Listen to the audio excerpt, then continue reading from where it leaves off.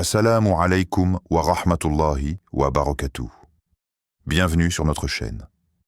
Ici, nous partageons des contenus enrichissants et inspirés par les enseignements islamiques pour nourrir le cœur, l'âme et l'esprit. N'hésite pas à t'abonner, aimer et partager nos vidéos afin de rejoindre notre belle communauté musulmane et de diffuser le savoir et la lumière d'Allah.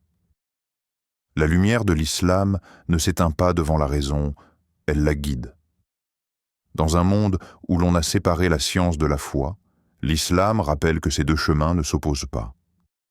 Ils mènent en réalité à une même destination, la connaissance d'Allah. La science observe la création, elle mesure, elle expérimente, elle explore les signes visibles du monde. Mais la révélation, elle, parle du Créateur. Elle dévoile le sens caché derrière ces signes. L'une éclaire les yeux, l'autre éclaire le cœur.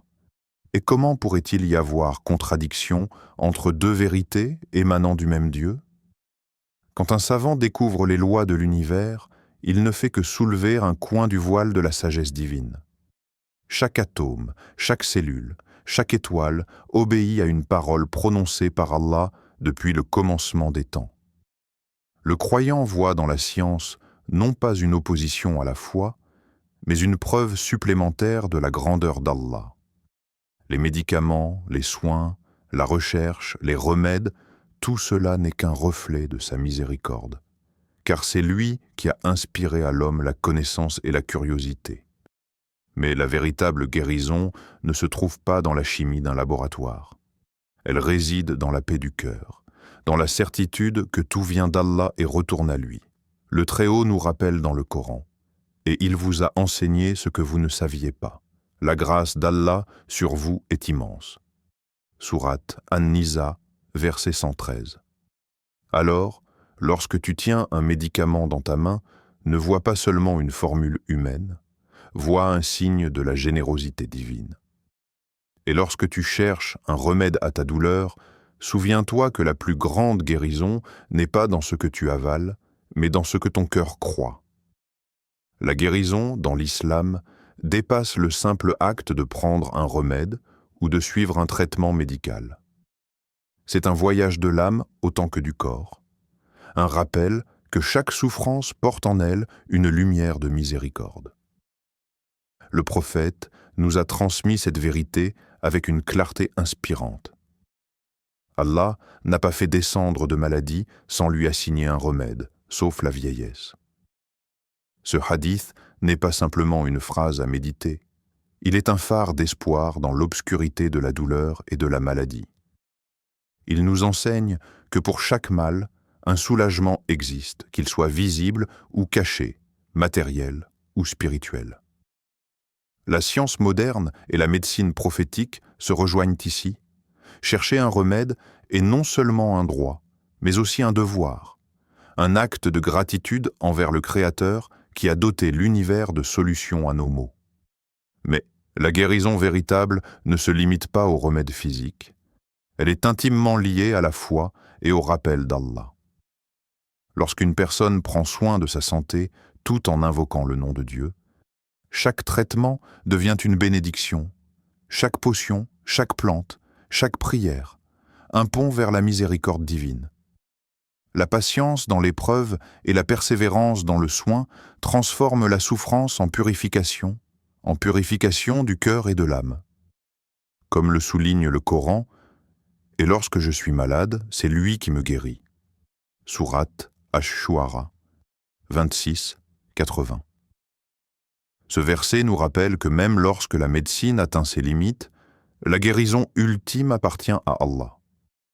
Elle peut se manifester à travers un médecin compétent, un remède naturel ou la force intérieure que Dieu inspire à l'être humain pour surmonter sa faiblesse.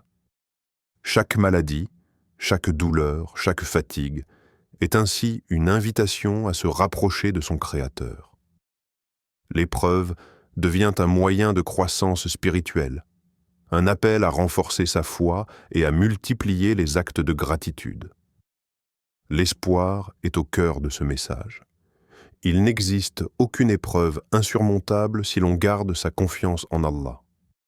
Chercher le remède, c'est participer à la volonté divine. C'est reconnaître que le soin physique et le soin spirituel se complètent. La guérison devient alors une expérience holistique, où le corps et l'âme se régénèrent ensemble, où le malade, en prenant soin de lui, devient aussi acteur de sa purification et de son renforcement intérieur. La médecine prophétique n'est pas simplement un ensemble de plantes ou de remèdes anciens à appliquer mécaniquement. Elle propose une véritable philosophie de vie, un art de prendre soin de soi dans sa globalité.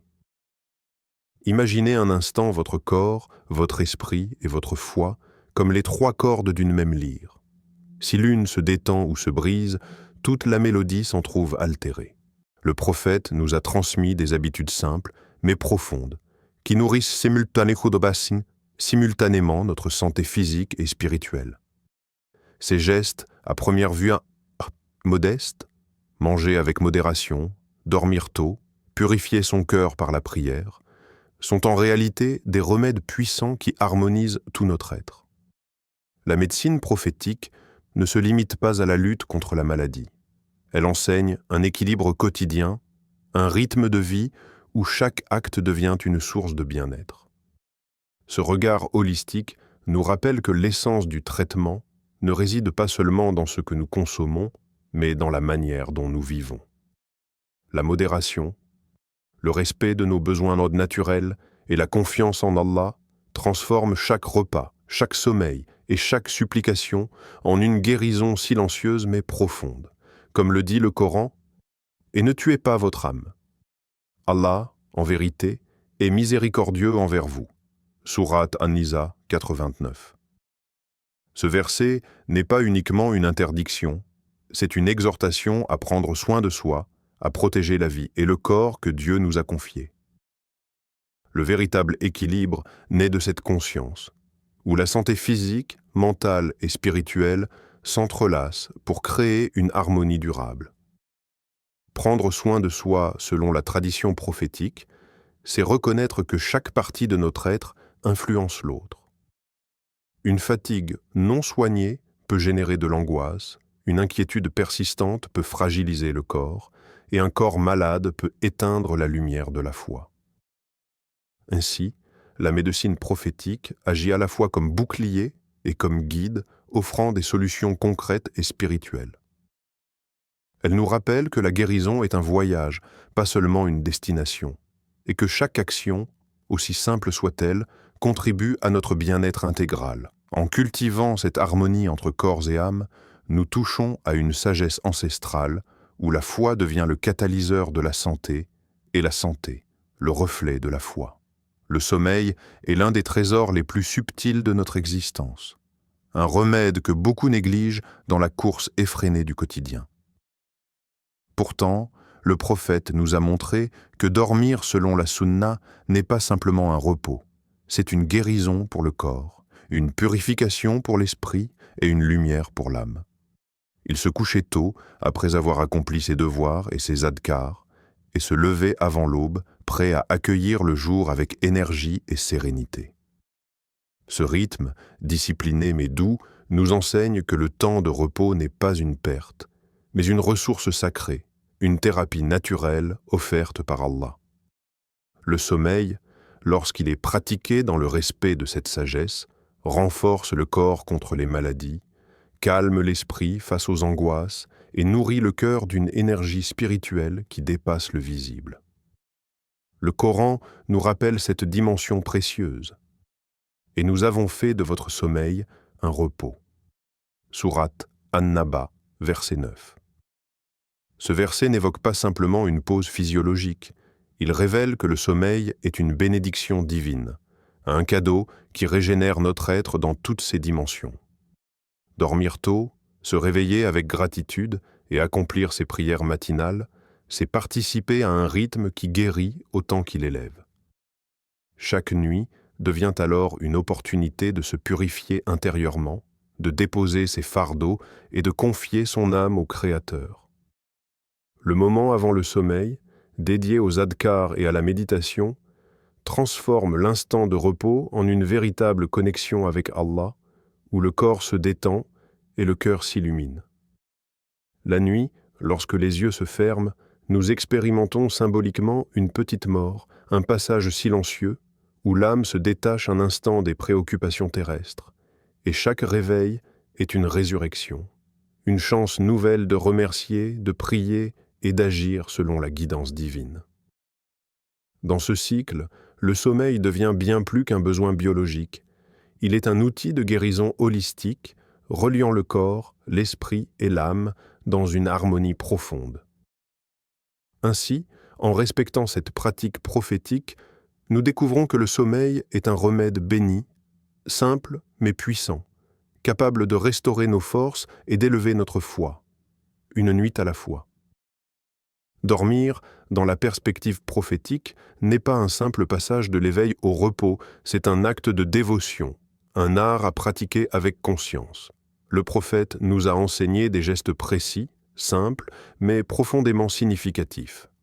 Se coucher sur le côté droit, orienter sa tête vers la Qibla, réciter avant le sommeil des sourates comme Al-Ikhlas, Al-Falaq et An-Nas. Ces petites habitudes transforment le sommeil en un moment de connexion avec Allah, un instant où le cœur, en repos, continue de se tourner vers lui.